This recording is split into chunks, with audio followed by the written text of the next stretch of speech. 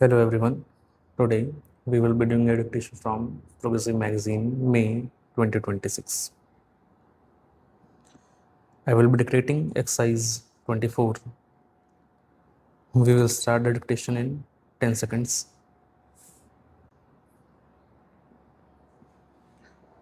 5 seconds to go. Start. Mr. Speaker, if agricultural production has to be maximized, the greatest attention has to be given to 4 factors. First, seeds should be of the right quality and improved with high-yielding varieties.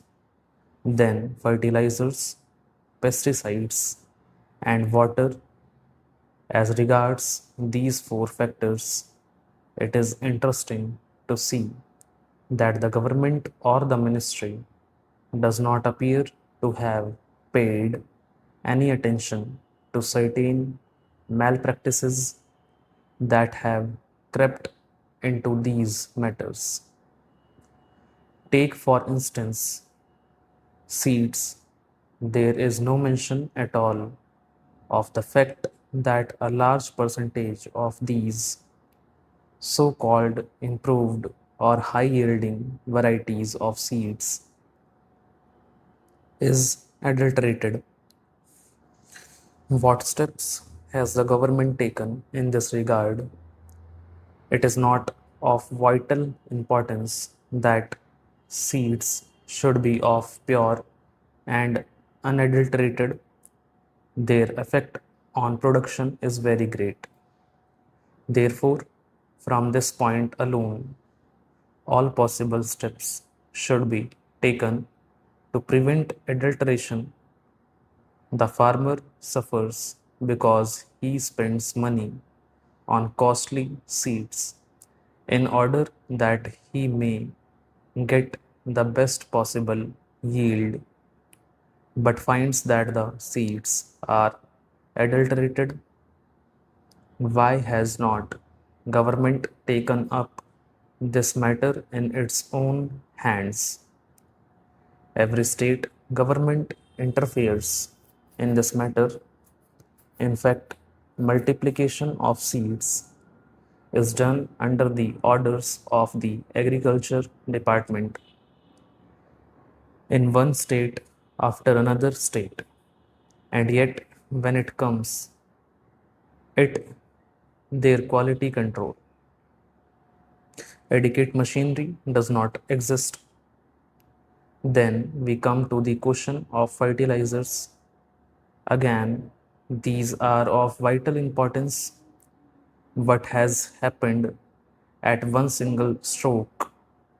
Government has doubled the prices of fertilizers and expects farmers to procure them in the required quantities, knowing fully well also that government fixes the prices of what they produce at a level which makes it impossible for the farmers to pay these high prices for fertilizers.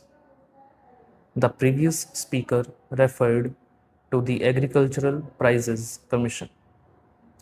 The commission has fixed the prices, say, of wheat at a certain level without taking into account the cost of production of the farmer. Yesterday, a member of the advisory committee to the Agricultural Prices Commission stated that he has sent his resignation. For what use was it for him to remain on the committee if no importance was ever attached to the advice tendered on such importance matter as cost of production? If cost of production is not taken into account, I would like to state here that it is difficult to see on what basis the Agricultural Prices Commission fixed the prices. Several agricultural universities have carried out surveys, and the results of these surveys are available.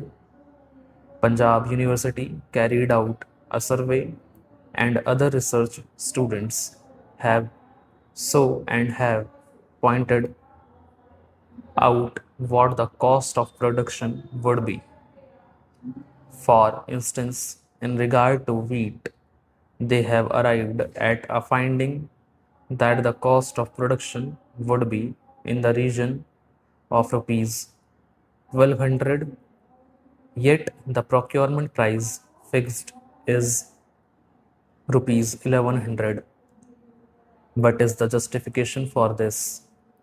In the face of the fact that the price of fertilizer, an important input, has been doubled, the prices have increased considerably, and many types of pesticides that are in the market today are adulterated. What steps have the government taken to ensure that the pesticides that are in the market are not adulterated ones? It is their machinery. In regard to drugs, at least in name, there is a drug controller in every state to see that the drugs sold are not adulterated. In regard to pesticides, have you set up any machinery to ensure that the pesticides are not adulterated? Last but not the least important factor for maximization of agricultural production is water. They say they have programs for increasing irrigation facilities. During the seventh plan, they wanted to bring in a considerable additional area under irrigation so that they could have assured water supply. They have similar programs in the fifth plan.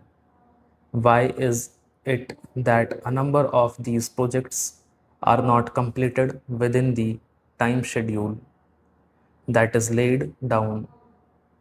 Why is it that a number of most desirable projects are not even taken in hands for years for one reason or the other, and the majority of them are held up because of interstate water disputes? What steps have been taken by the government to resolve those disputes? They say they have no powers, but is the good of their saying. So, when the ruling party is today in a position to pass any legislation that is there, it desires even to amend the constitution as often as it likes, and yet it does not take steps to settle these issues, which would result in self sufficiency in food grains and also in respect of many vital cash crops needed for important industries. Why is it that we are unable to take any steps to settle these disputes and allow them to continue with no end in sight? A little while ago, I think a statement was placed on the table of the House saying that there were 157 projects outstanding in the scheme. Stop. Also, if you like the dictation and want more dictations like this, do subscribe the channel. Thank you.